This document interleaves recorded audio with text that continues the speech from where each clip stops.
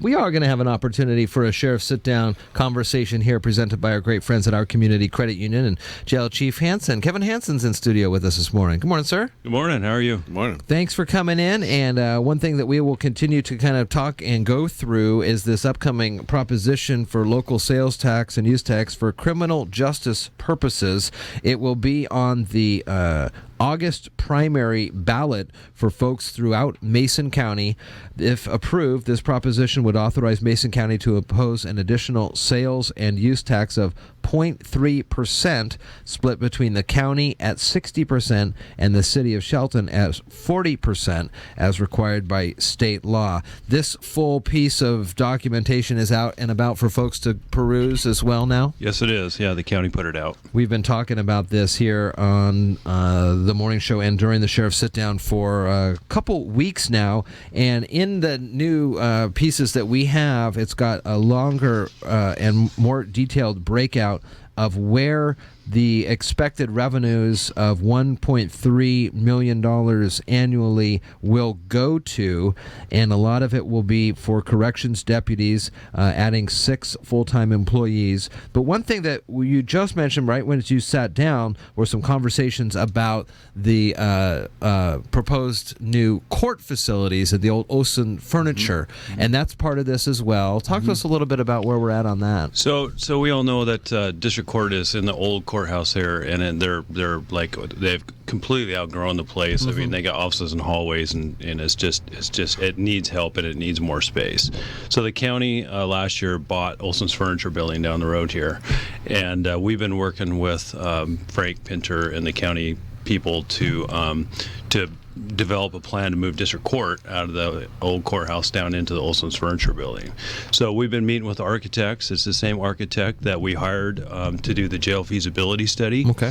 And we're designing a new courthouse down there, basically. It's going to have 2 courtrooms, and some other county buildings or offices are going to be incorporated into that also. So just having spent time in that Olsen's Furniture building, which was before that even an old Safeway, I'm trying to kind of wrap my head around how, and I know these are early on ideas with the architects and things like that, but what type of updated things is someone likely to see as they come in when it opens for security and things like that? Well, that's why I've been involved in the process, and my staff. We've been meeting with architects to talk about how we're going to get the prisoners there, how they're going to enter, how are we going to keep them separate from the jury, how are we going to, keep them away from the public, and so the architect's going to lay that out so that we have a waiting area for the people from the jail, separate from jury areas and things like that. It's going to be challenging for us because we're going to have to get the people from up 2 blocks up the street from that jail out of the jail into this other building. So we're going to have to put them in a van. Okay. We can't traipse them down the sidewalk. Yeah. And we'll have to put them in a van, drive them down there. And there's a loading dock there, that we're going to be able to use to where they used to load furniture in and out or groceries or whatever it was for the old purposes.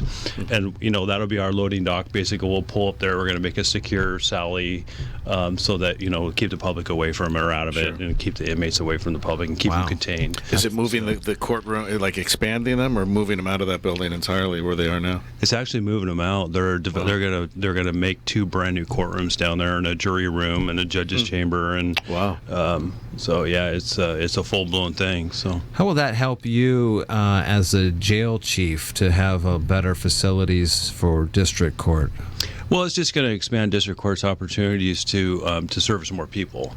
And as we go down the road, we're strategically putting these things in place because when we eventually build a new facility and we have room to incarcerate people, the booking restrictions are going to come off. That's the ultimate goal, so that when people commit crimes in Mason County, they get to come to jail. Sure. And to do that, you have to have the supporting facilities to support those operations, like courts or prosecutor or the clerk's office or whatever it might be, they have to have the capability in the area to be able to service the additional people that are going to be coming through the courts. Because right now, all these people that are running around with warrants of 5,000 people, they're obviously not going to court. So when we have room to service those things and we open the buildings up, they're going to be a lot more busy than what they are now. When it comes to district versus superior court, does district court, the punishments levied by the judges, do those tend to be more of the non-offender rehabilitation types of, and that's not really we had talked about that being one of the ways, alternate sentencing. Yeah. Is that more from district court's perspective, or does it really matter? It doesn't really matter. Most often, actually, district court is the people that go through district court are more eligible for the programs than the felons that go through superior court, because they're minor crimes. The people that go through superior court are felons, which are the more serious crimes, and oftentimes those people end up going to prison once they get through the judicial process. Sure. Additionally, here, as we look through the proposed uses of these, which again you can find on the county's website, another half-time prosecutor for, I would assume, this new facility here at the old Olsen Furniture, a new clerk, which helps to get through and schedule these types of things a little better. Another public defense paralegal as well, another full-time employee. And that's one thing that you guys made mention, and when we had Sheriff Salisbury on as well as Commissioner Shooting on, all of these monies, and then the conversation too when Chief Moody was here, these monies aren't solely going to the sheriff's office, and they're not solely going to adding more employees. There are those on there, but a lot of these things have additional benefits, it looks like, including mental health, peer and reentry services, and reentry to citizenship programs. These are like after you get out, so you don't end up coming back, ways that folks are able to help get their lives back in order and things like that? Yeah, that's correct.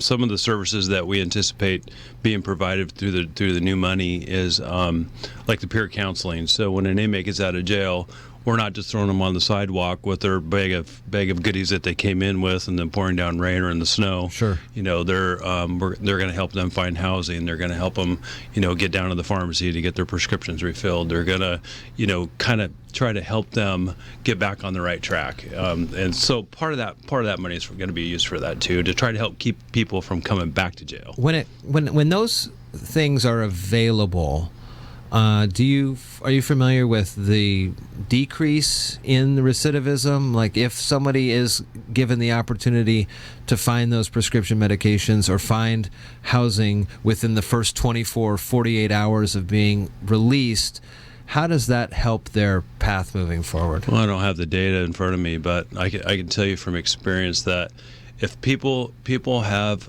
someplace to go, and they have a means to continue their medications that were maybe started in jail, that helps them with their mental health issues, people tend to make better decisions, and they're not back down at the Safeway parking lot, rousting people or whatever they're doing, or dashing and dining because they got a place to go now. They got something to look forward to. They're mentally stable because they've been taking their meds, and if we can help and we can just make a difference in one person's life by doing this, that's going to make it all worth it. When it comes to the offices that are kitty corner to us in the old PUD building, the triage center that's coming about, when that comes online, how do you get a sense of how that will help your efforts in the jail as well?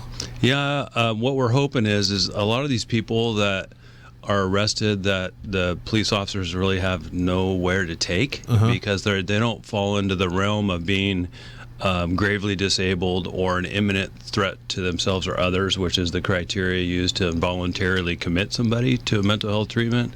Right now, the police officers, they really have there's no other place to take them if they commit a crime. They take them up to the hospital and have a mental health person see them, and then they come to the jail. Sure. So what we're hoping is the new facility will have the accommodations and the means to be able to take care of that group of people who ends up in jail that shouldn't be there. Right. To get proper services, because we don't have weekend mental health people at the jail. We don't have a full-time psych. We don't have a full-time mental health doctor. And so these people come to jail on a Friday. They sit there all weekend, suffering from their illness, and they're in a small holding cell by themselves, and oftentimes they're doing really crazy stuff, and it's just not the place for them. There's that place there will give this community a better place to help serve those people, to get them the stuff that they need to get better.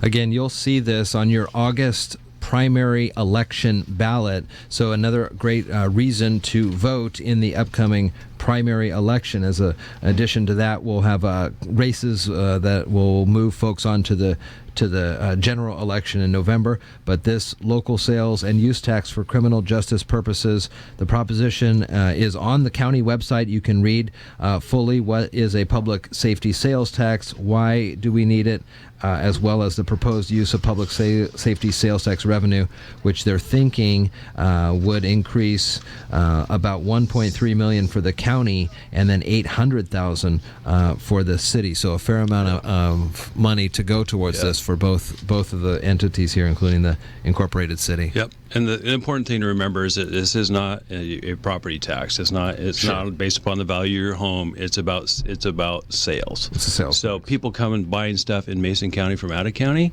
they get to help pay for this too. Right. So okay. Jail Chief Hanson, good to see you. Thanks for coming in for the focus on for the Sheriff's Sit Down, actually here presented by our great friends at our Community Credit Union. Thanks for having me. Thank you.